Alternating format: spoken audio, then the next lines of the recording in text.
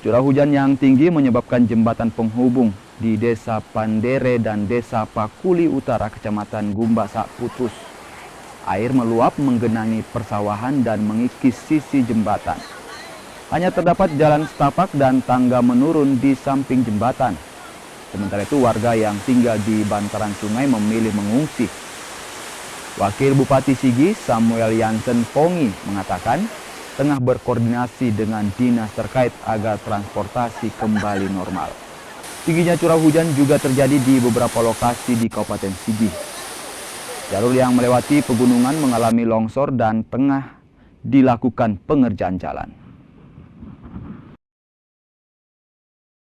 Jadi curah hujan yang cukup tinggi sejak semalam, puncaknya jam 1 dini hari, ya.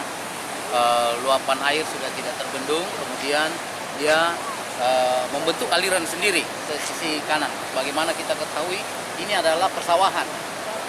Jadi aliran air sebenarnya di sana. Tapi menurut masyarakat, kalau kemarin dia tidak jebol, yang berbahaya jembatan utama ini.